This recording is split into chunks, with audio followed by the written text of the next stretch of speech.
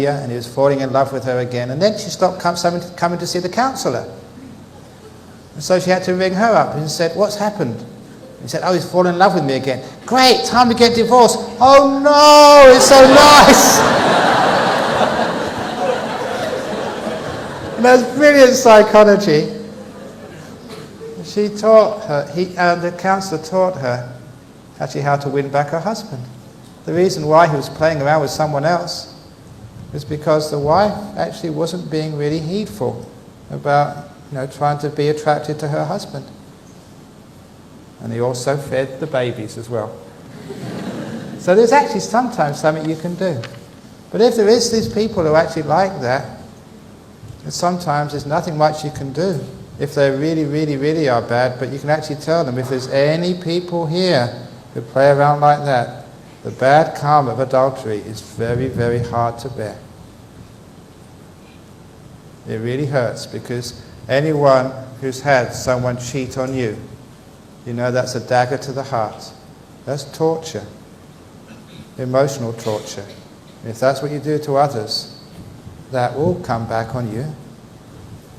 The law of karma is like that. If you could remember past lives, if you could know the law of karma, any good monk who knows these things would agree, of all the 5 precepts, that's probably the worst one to break. It's the easiest one to break, but the worst consequences. So don't do that. Have trust. Look after your partner so you can look after your family. Don't break up the family and give the kids such a hard time growing up. Children, they need a mummy and a daddy, not just one. So keep the family together. Thank you for that. Switching gears, what if someone has insecurity about the religion they choose, especially when they have friends who said, "Oh, you can't, become a Buddhist, you'll go to hell." So what would you say to people like that?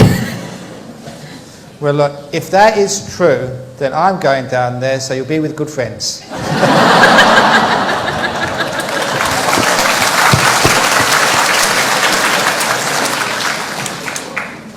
This is a story which I heard a long time ago. I know that Buddhists might get offended by this, but I think you're good enough. You understand what I'm talking about here. It's only a metaphor. It's not a true story. But it's an old story that a long time ago there was a Christian priest on a Sunday gave his sermon, and he said just that. He said that according to our religion, just only Christians, people who believe in Jesus Christ, go to heaven. Everyone goes to hell. And in his sermon that day, there was a professor from the local university. And he did what you don't ever do in a Christian service. We do it here in Buddhist services. He stood up after the sermon and said, "May I ask a question?"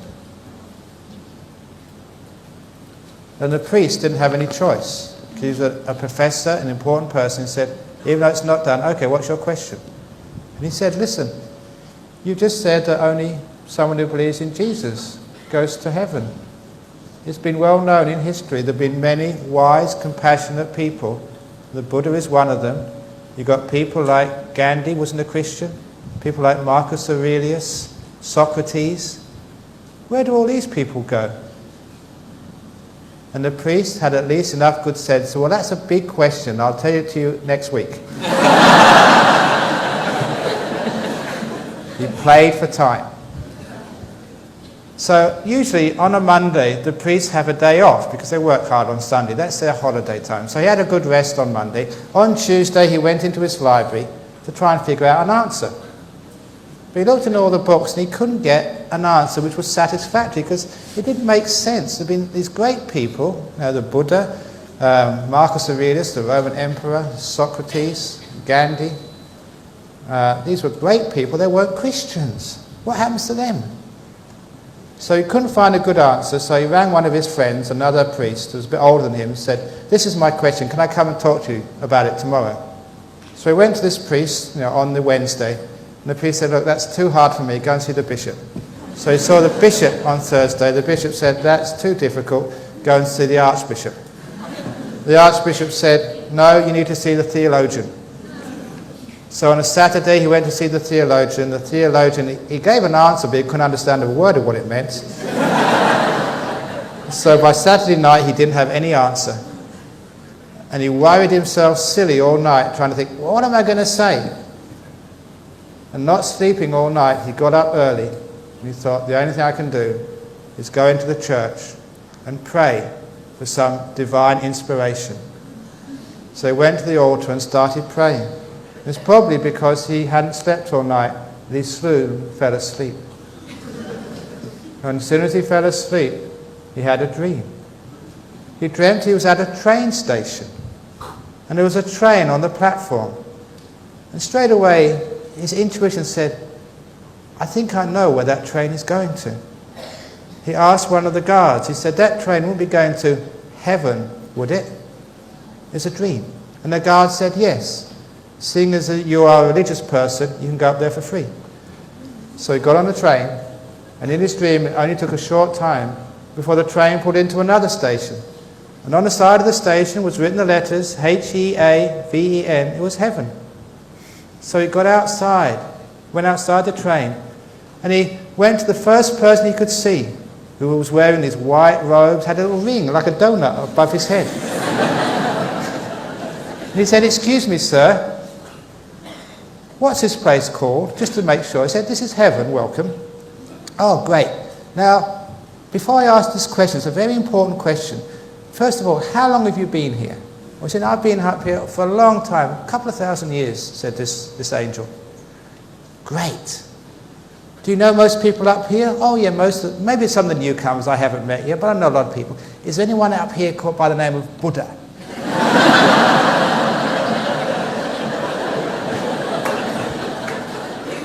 And the man said, no. What about Socrates, Greek guy? No. Marcus Aurelius? Haven't heard that name. Gandhi? No. And the priest felt vindicated. Yes, I've got my answer. So he went back onto the station to get the train back to Earth, and just thinking so self-satisfied. But when he went to the station, he noticed another train on one of the other platforms. And again, intuitively, he knew where that train was going. So he went to the guard and said, that train over there, would it be going to hell? He said, actually it is. So he bought a return ticket.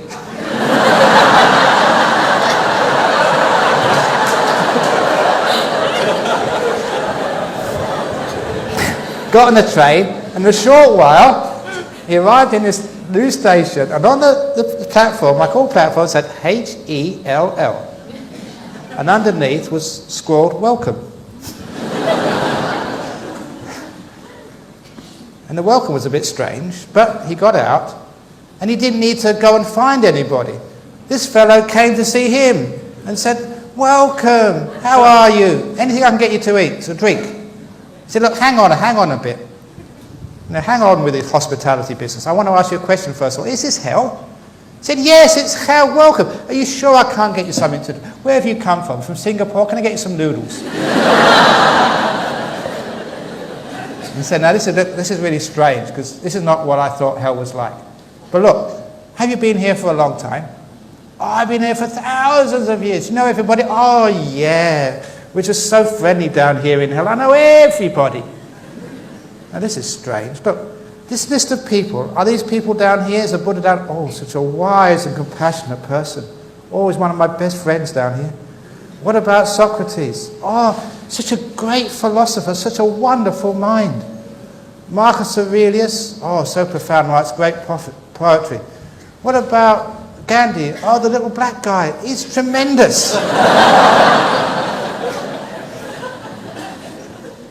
He said, now listen, I'm confused. I thought I had my answer. According to my religion, all these people should be down here, but this should be a place of torment, a place of torture and pain.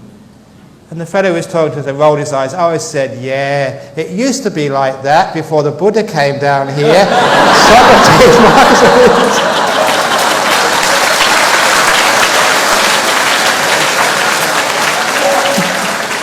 Now, I'm not saying the Buddha gets reborn in hell or anything, but the point of the story is, it's the people who make the place, not the place who make the people. So if all these wonderful Buddhists and Hindus and non-believers went down to hell, it'd be a great place. And all these stuck-up, evangelical, sort of always getting in your ear and up your in the back of your neck. I was going to say somewhere else in the anatomy, but I'm not going to say it. Oh, who want to go there? It'd be a terrible place. So the point is the people make the place, not the place make the people. So that's the answer to the question. Go.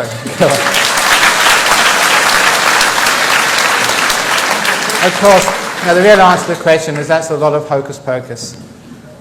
A good person goes to good places. That's a very simple way of looking at it, but it is true.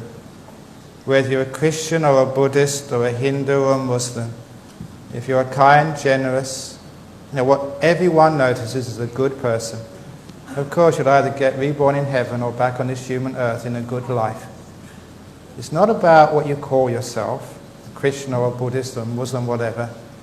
It's what type of Christian you are, what type of Buddhist you are, what type of Muslim you are, what type of Hindu you are, what type of Jew you are, even what type of atheist you are. And I say that my father was an atheist. When I talked to him about religion, he said, I cannot believe in a God. And I said, why? He said, because I was actually in Liverpool during the Second World War. I saw so much pain and suffering. I can never again, from what I've seen with my own eyes, believe in a compassionate God. I respected that. It was his rational decision based on his experience. But he was such a kind, loving, and caring father. I know that at least one atheist hasn't gone to hell. A person like that can only go one place. How would you advise someone who has been growing up fearing God and then to be told that perhaps there isn't a God? I mean, how do you get over that insecurity of... Well, look, if there is a God, would a God be someone you're afraid of? Look, no, I'm just a monk. Are you afraid of me? If you are, I'm doing a very bad job. You're supposed to be compassionate and kind. I remember going to see this monk once. His name was Ajahn Tate, a famous Thai monk. He wasn't arahat, fully enlightened. I can say that. He also had great psychic powers as well.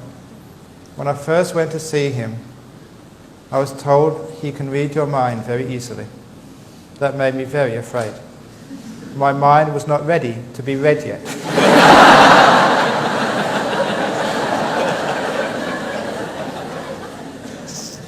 But it was too late. I went to see him in trepidation. But as soon as I walked into the room where he was staying, all my fear just completely vanished. There sitting in the corner, this famous monk, so humble, so peaceful, so compassionate, that when you meet someone like that, you just want to sit at his feet for the rest of your life. You feel the safest you've ever felt in your life. You realize that that person never in any which way would harm or hurt you at all. You know that sometimes you might have a grandfather you love dearly, who doesn't punish you or doesn't scold you, even if you do wrong things. All he's got is unconditional love for you, care for you. If you multiply that 100 times, that's what it's like being around an arahat. There's no way that they would ever hurt you at all, and you know that. That's how I felt. If there's a God, isn't it going to be something like that? Caring, compassionate, kind. To make the point to people who believe in a God, I once thought up this scenario. I try to find, like in Western culture, it's also Singapore culture, who was the most evil, bad, rotten person in the world? At that time, the person which came to my mind was Adolf Hitler, because of how many people he killed, tortured in the concentration camps. Not just Jews, gypsies, homosexuals, many people he killed. You may have other candidates for that post, but I thought, if there is a God, what would happen to Adolf Hitler when he died? And I can imagine this symbol of evil, if you like, meeting the symbol of absolute love. What would happen in that encounter? And I pictured like Adolf Hitler with his little moustache, just quivering with fear when it comes close, so with immense power of absolute compassion. Fearing all the bad he'd done, all the terrible hurt and pain and tears he'd caused, and coming up in front of ultimate compassion. What would happen? I could see like God looking at him sternly in the eye, and then giving him this broad smile and grin. And in that grin and that love, all the fear, even all the guilt of even a Hitler, or Pol Pot, or an Osama bin Laden, melting completely. Just as I melted when I saw a monk like Ajahn Tate. And I can imagine that God putting his hands around Adolf Hitler, hugging him and saying, Adolf, the door of my heart is open to you as well, no matter what you've ever done. Come in, but you're going to have to shave off that moustache, change your hairstyle, because there's some people in here who just might not understand. But of course they'd let them in. They may not tell you when you're down on earth, but if there's a God, everyone goes to heaven.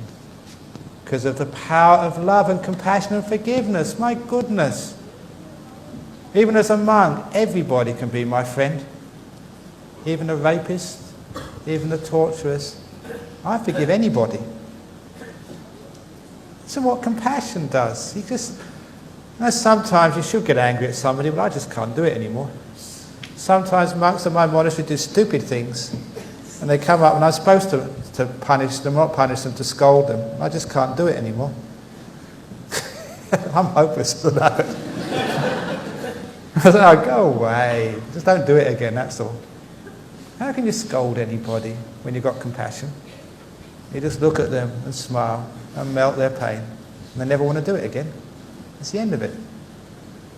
So real compassion, if there is a God, they'll let everybody, Christians, atheists, anybody, because love means the door of my heart is open no matter what or who you are. It's unconditional love. How can a God have conditional love? I love you if you are a Christian, I hate you if you ain't. Stupid. Yeah, go on.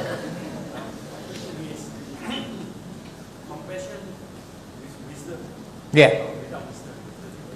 Yeah, compassion with wisdom and compassion without wisdom, indeed.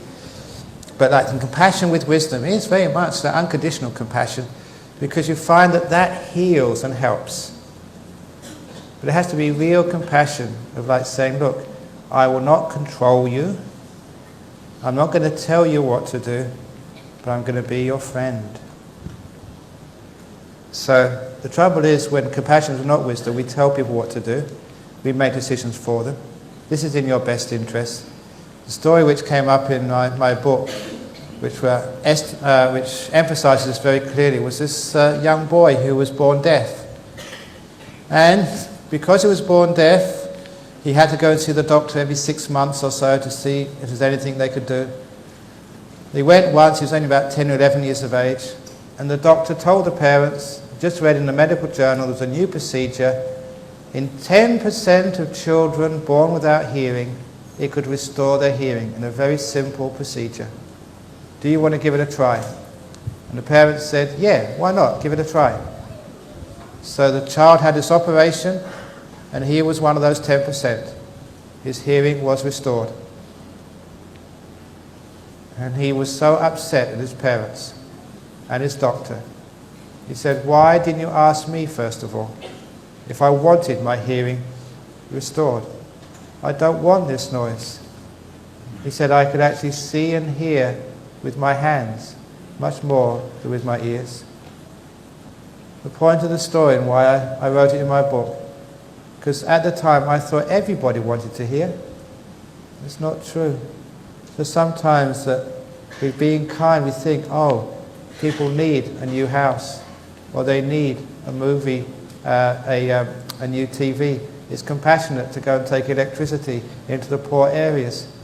Do they really want that? Western countries have been worst of all. Out of compassion, they sort of tried to civilize other countries, and they took away many cultures. It was culturally insensitive. They had a good motive. It was compassionate, but they didn't know how to help.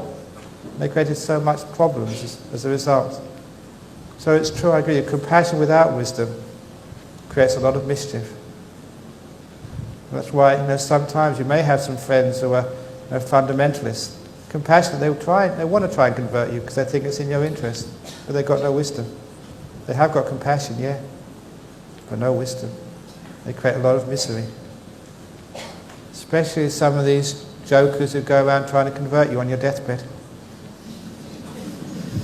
It's stupid. But look, this is what you should do.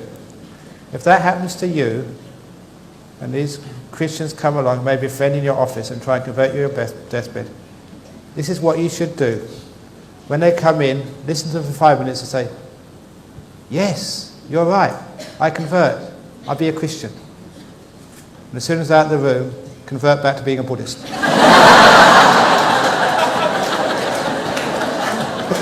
If you can convert one way, you can convert the other way as well. And the point is, it gets rid of them. Because they won't leave you alone until you convert. It's okay, I convert out of compassion for you. Now you've gone out the door, I can convert back again. Just to get rid of them, that's all. There's this question from one of the audience. Is rebirth definite? And if so, can we choose not to be reborn? Is rebirth definite? Can you choose not to be reborn? Is paying taxes definite? Can you choose not to pay taxes? You get a big tax. You just can't do that. So it's not a matter of choice. You have to make all the conditions so you don't get reborn. So it's like, I want to go to Perth. I want to go to Perth to see Ajahn Brahmavamso monastery. That's not good enough just to say, I want to go. You've got to get an airline ticket and a visa and a passport and a place to stay. You've got to get all the causes in life. So those of you who want to end rebirth, you've got to get all the causes. You've got to get sila, your virtue, meditation and wisdom, all in order. Otherwise you'll never pass the security gate into Nibbana. I've read books mention that we all have guides with us all our lives, and sometimes our guide is a loved one who has passed away, for example, a grandmother. If that is true, why then does this grandmother not get reborn after 49 days? Yeah. Okay, remember you can get guides, but sometimes the guides aren't very wise. So sometimes they tell you to do stupid things. It's not very wise at all. Now what actually is that sometimes, imagine if it was you, and you died.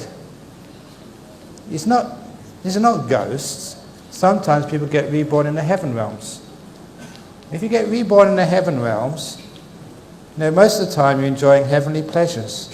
But now and again you've still got like a connection, with your loved ones, or with people you're associated with. And sometimes it happens if somebody's in trouble. Sometimes in the heaven realms, your relations know that, they feel that, and they come down and give a hand. It has happened. You know that story of, the best Deva story I can ever say, about the young man who wanted to become a monk in Bangkok. When was the last time I told that story? Put your hands up if you heard the story of the Deva who helped the monk go into the main monastery in Bangkok. Anyone? I think they've all forgotten. Okay, yeah. It's a great story because there's an American monk, he's still a monk. I don't like to say the name because he's still alive, because it's actually a very powerful story. but it's true. He was working for the Peace Corps in Thailand. After finishing his, 1 or 2 years as a Peace Corps volunteer, he had an interest in Buddhism. He studied a little bit, and so he wanted to become a monk. But he didn't know, how do you become a monk? So he was staying in a hotel in Bangkok. He asked the concierge. It's not the usual thing which you ask a concierge in a hotel, but he asked the concierge, look, I want to become a monk, how do you do this? And even the concierge didn't really know, but he said, look, there is one of the monasteries, the main monasteries in Bangkok, called Wat Buwan, if anyone knows that monastery. He said, sometimes these Western monks stay there, I've seen them. So all you should do is you go to Wat Buwan. Now the usual way is actually go there early in the morning, take a little bit of food, and then when the monks come out for their alms round, put some food into the oldest monk you can see, and then ask him, now I want to be a monk, please help, basically.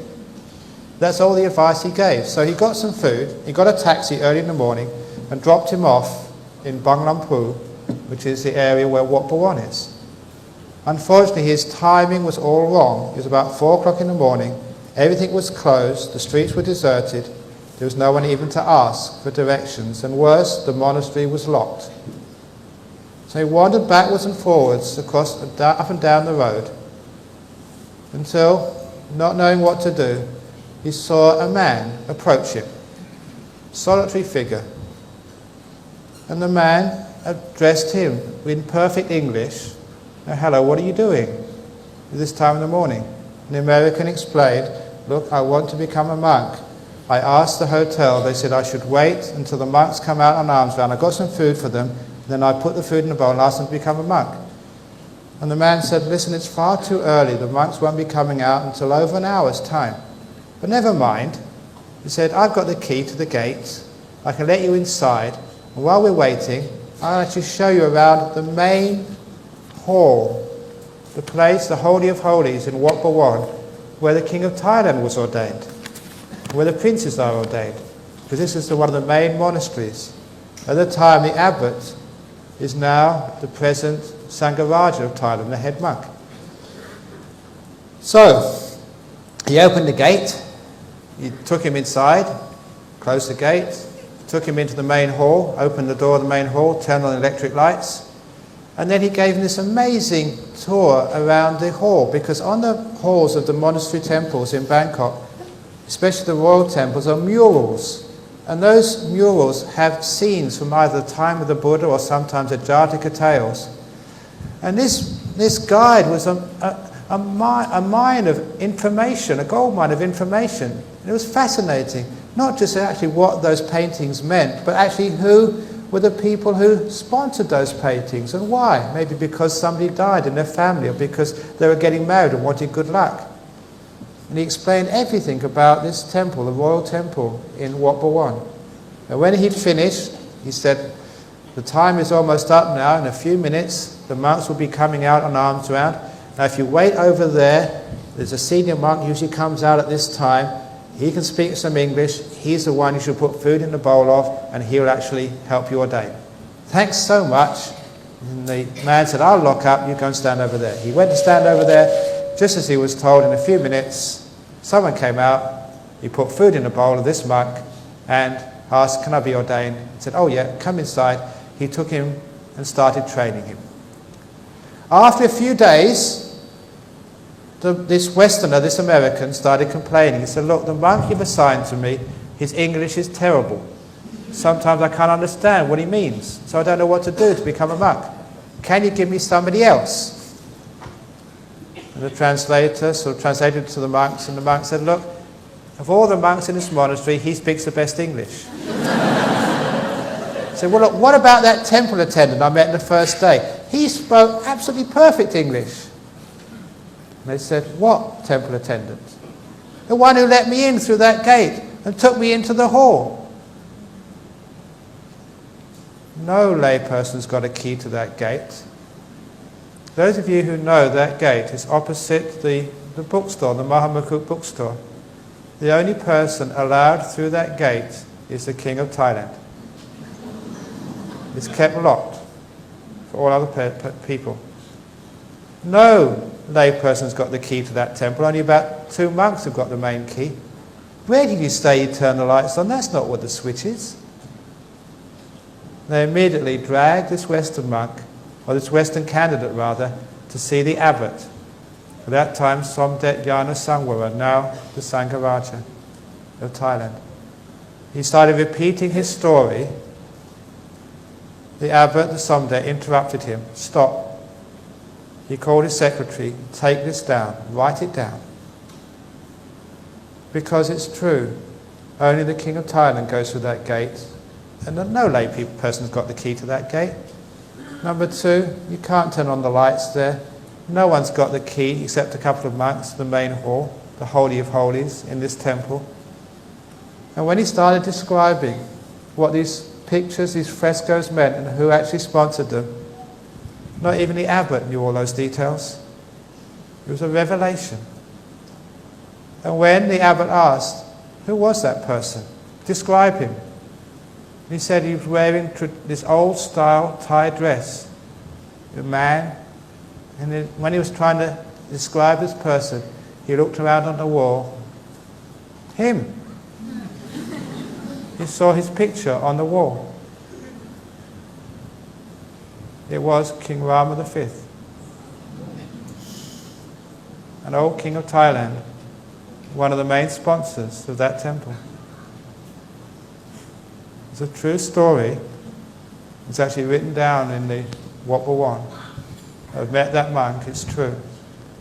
An old king of Thailand, born as a deva, just like in the time of the Buddha, had seen a young man wanting to become a monk, and had opened doors which you can't open, turned on lights without electricity, explained things which only a person at that time would know.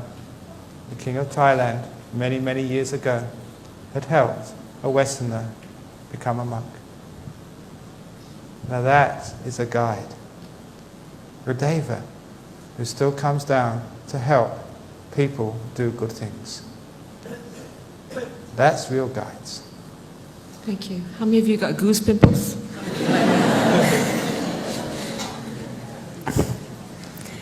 It's a great story. Yeah. Thailand has produced many great monks like Ajahn Tate and Ajahn Chah, and many amulets have been produced allegedly by them to provide security. Do you produce such amulets? And are they real? Now, one day, many years ago, someone went, Ajahn Chah would never produce amulets, not in his lifetime. One day someone went to see him. It was a supporter. They'd just been drafted into the Thai army.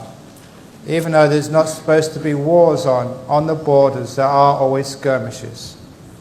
They're never reported for security reasons. It was dangerous. So he said, Ajahn Chah, can I have an amulet? Or at least a little Buddha I can wear around my neck to protect me from bullets. And they said, no, look, we don't do that. He said, please, I'm a supporter. Please give me something to protect me from bullets. I said, no, you can't do that. And he argued, and so Ajahn Chah eventually gave in. It's the only time he's given someone a protection against bullets. He said, there's only one Buddha in this whole temple you can wear around your neck which will protect you from bullets. It's a big main Buddha statue in the temple. Wear that around your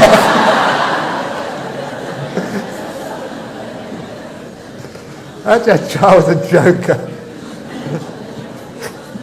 Wear the big Buddha statue, like that one there. That's guaranteed. I read in the paper, in Australia even, there was a Thai general about 2 or 3 years ago, had one of these amulets. Now you may know that some of these amulets are worth hundreds of thousands of American dollars, if not a million. Because these are specially empowered amulets, and they've got their pedigree. People have actually worn them and shown they actually work, so they said. And so he bought this amulet for I don't know how many hundreds of thousands of dollars. He was in the officer's mess somewhere in Thailand with his major, boasting about this medallion he had. That I paid a huge amount of money for this, protects you against bullets. Now they've been drinking whiskey, which was part of the problem.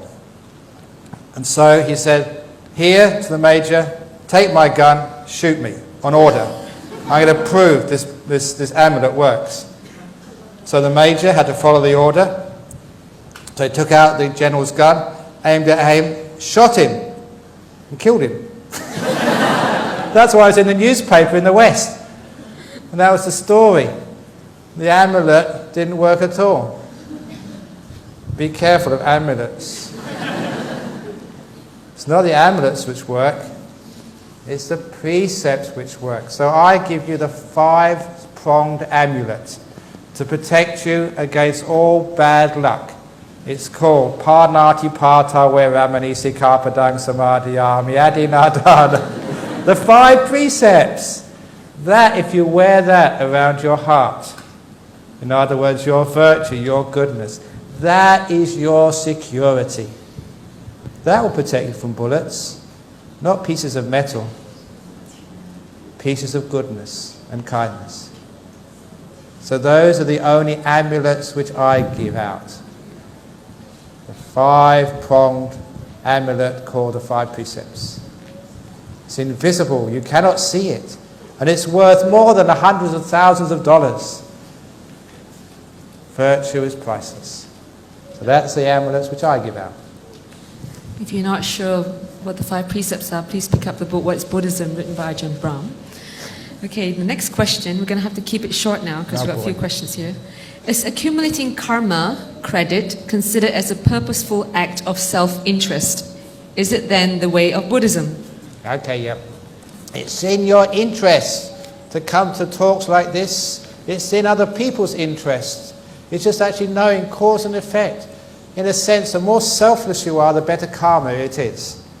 So if you're doing a karma, you know what, you give a donation an ang pao, but you don't, you say, Ajahn Brahm, you come up here and said, I am making a big donation to your monastery. See, everybody? Now, of course, that is not as much good karma as you do it just humbly. That's why many people like to donate coins in the donation box, because it makes more noise.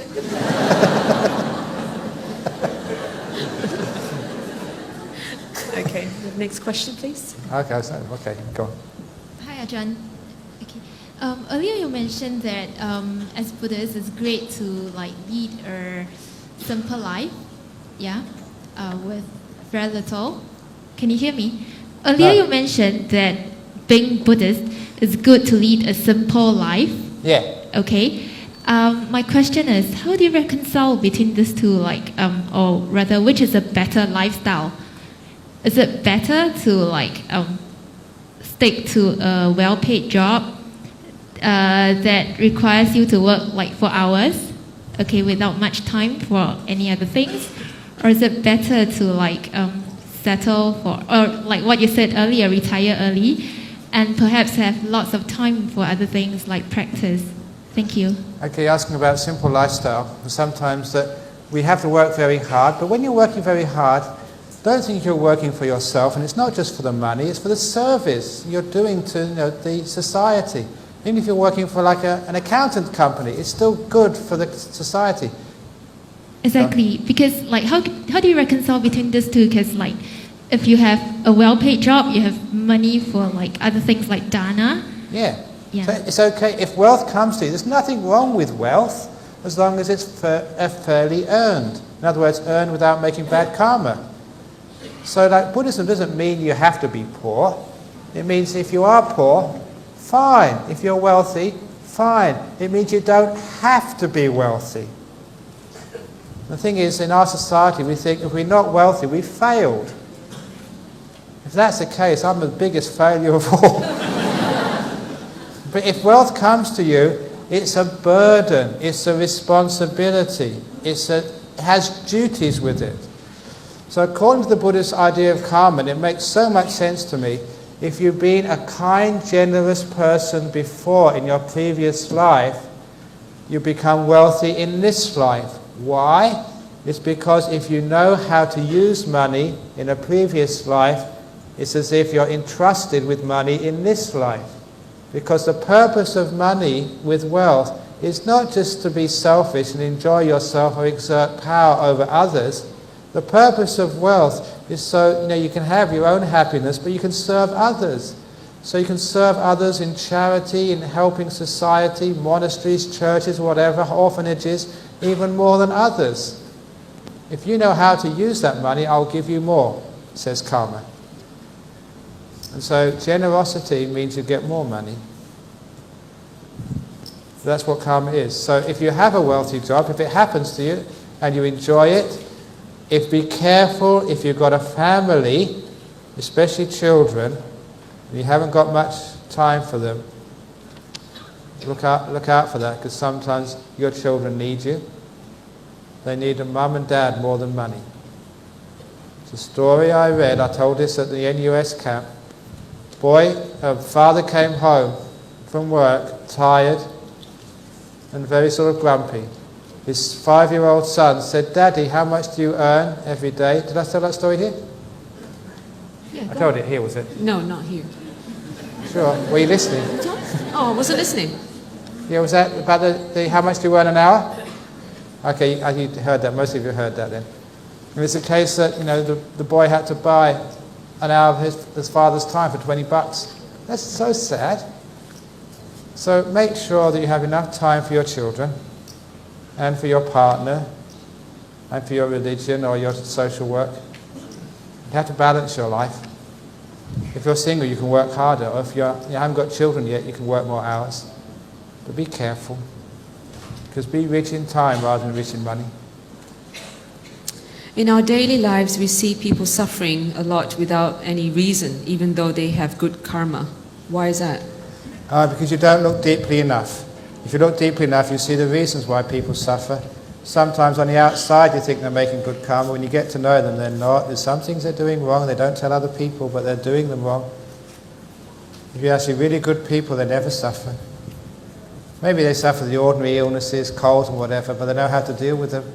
And they can be such wonderful people even if they're sick. So the case is this, yeah, they have done bad karma there, but because you don't know them intimately enough, you don't know exactly what they've done. Because people don't tell you. The stuff which they've done in the past, the secrets which they have in their hearts. That's why I said that when I went to go see that enlightened monk, I wasn't ready for my mind to be read, because I had many secrets. Things which I'd done when I was a young kid, which I wasn't proud of. I had that bad karma. But I wouldn't go and advertise it to people. Not many people. If I have a dog or cat at home and is seriously ill, and the vet recommends I put her to sleep, am I breaking my first precept? If you have a cat or a dog or some pet at home and they're very, very sick, should you ask your vet to put them down? If you have an old auntie at home who's very, very sick, should you ask the vet to put them down? What's the difference between a cat and a person?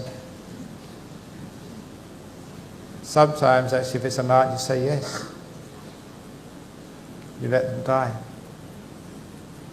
Now, the point is that this actually happened some time ago. This friend, he took his Labrador dog, these big, huge Labradors? He had a sort of an ear infection, so he took him to the vet, and the vet lifted him up, looked underneath him, round his back, round his front, said, "I'm sorry, sir, I'm going to have to put this dog down." He said, "What? He's only got an ear infection. I've got to put him down, because he's too heavy."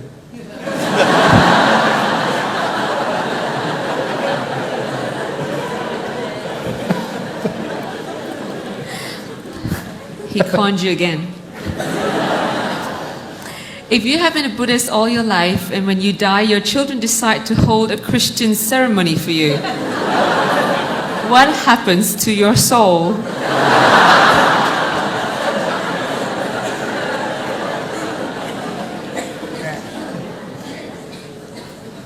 Just tell that your friends or your children, say, if that happens according to Buddhism, you come back as a ghost and we'll haunt you forever for doing that. Now look, the truth of the matter is that it doesn't matter what type of funeral they do. Be a Buddhist, be compassionate, let go. Listen kids, if you want to do a Christian funeral, that's okay with me, because I'm not going to be there, watching all that rubbish. I'll be off in heaven or reborn by that time. You do whatever you want if it makes you happy, but don't think that's going to make me go to a Christian heaven. Heaven is for everybody who's good.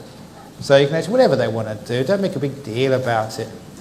But actually, I should have actually mentioned an important point about if your animal is very, very sick. Because this happens often in Australia. And my answer, I've got a standard answer now. If you've got an animal, a dog or a cat or someone which is very, very sick, and the vet says it's so sick you should put it down, in other words, kill it, my answer is ask your dog or cat what it wants to do. Now, I actually mean that because those of you who've got a cat or a dog who's a pet, know that you can contact that. You can know what that cat wants. You ask the question, you get an answer. Sometimes the animals we live with are sometimes as close as our children. You ask your cat and dog, have you had enough? Let the cat or the dog decide. Very often the cat will actually say no. The dog will say, no, I'd rather live. It's in pain. I don't want to die yet. But there comes a time when you've got a dog in great pain, and the dog actually look in its eyes. You ask that question. You know the dog has had enough. Then if you take it to the vet to euthanasia it or whatever, at least the dog's made the decision, not you. That's actually a practical way of answering that question. Ask the cat, ask the dog first of all. And you'll know when you ask the question what the dog or the cat wants. Any questions from the floor?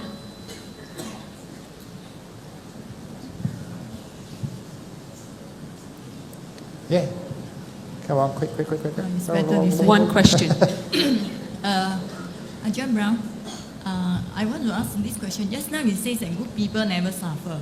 And if you generate enough good karma, everywhere you go, there's no need to worry, there's no security. Could you comment on, I subscribe to what you say, but then the truth is, if you take a look at the wars in Iraq rather, those social workers, Red Cross and so on, they get captured, they get executed. Could you comment on it?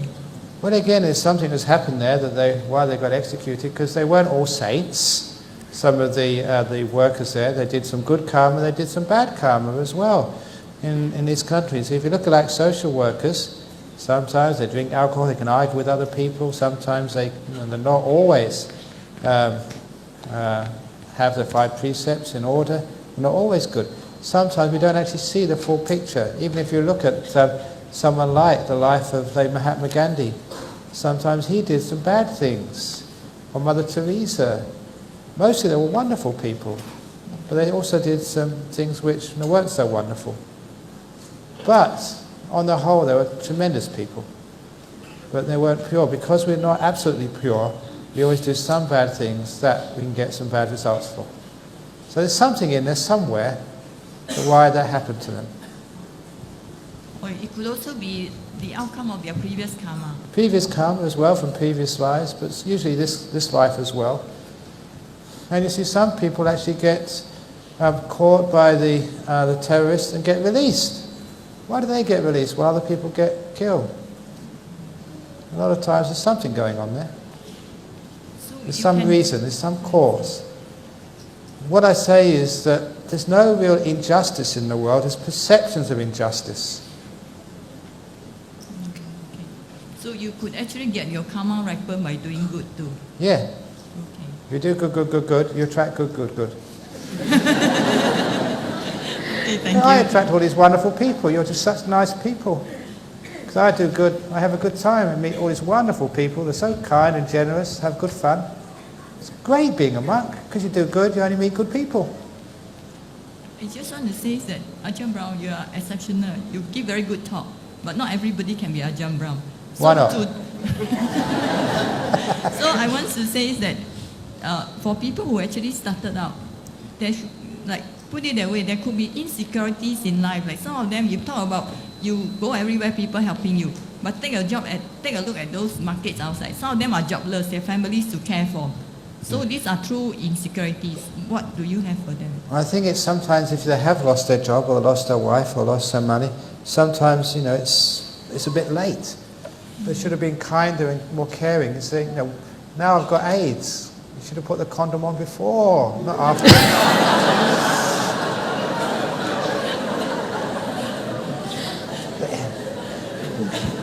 So, the point is,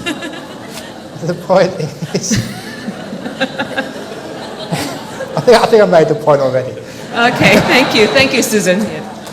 Okay. Thank you, Ajahn Brahmavamso. Thank you, Angie. Okay. All right.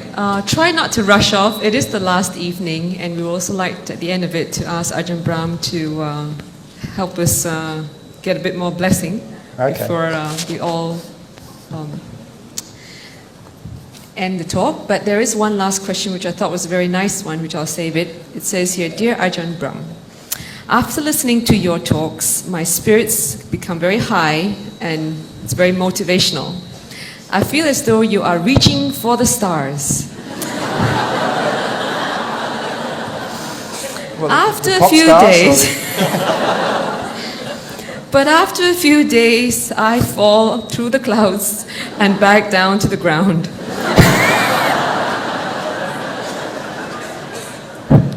I'm not finished yet. Such lingering thoughts last about maybe 2 weeks or a month. Then it's gone. How do you encourage me, and what way can I keep my spirits high? Thank you. S-Y, not S-J. The answer is, buy my book.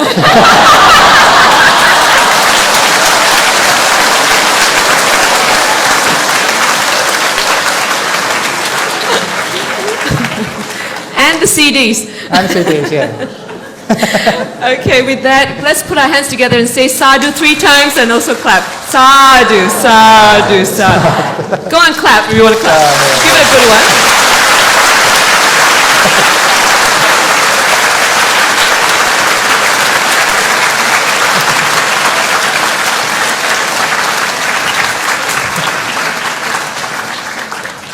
Thank you once again, Ajahn Brahm, for your sparkling performances over the last 3 days. And I do apologize for my shortcomings.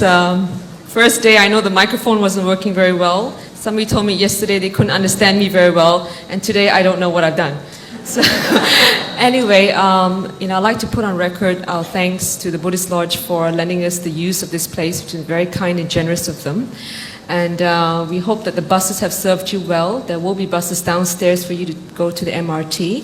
So don't rush off. And also, if you haven't got your book autograph, please feel free to queue up. And I'm sure Ajahn Brahm will be very happy to stay back and sign them all for you.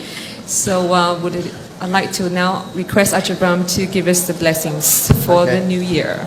Okay, this is not the blessing for this year, the old year, the new year, and every year. Sabba roga vinimuto, sabba santa pavajito, sabba veramati gando nibuto chatuang bhava, sabitiyo vivachantu sabba rogo, Vinasatu mate bhavan vantarayo sukhi digayugo bhava apiva tanhasilitsa nichang vuttapachalino chattaro dhamma vatanti Ayu wano sukhang balan. Sadhu, sadhu, sadhu. Very good. And may we also take this opportunity to dedicate our merits to your good health, Ajahn Brahm. And may you be able to continue to spread the great Dhamma to more people around the world for their benefit. And may we also commit to our path, be guided by the Triple Gem always, and to walk this path towards attaining enlightenment for the benefit of all sentient beings. Sadhu. Sadhu, sadhu, sadhu. Okay, and with that, I'd also like to thank the volunteers for having so kindly come forward to help.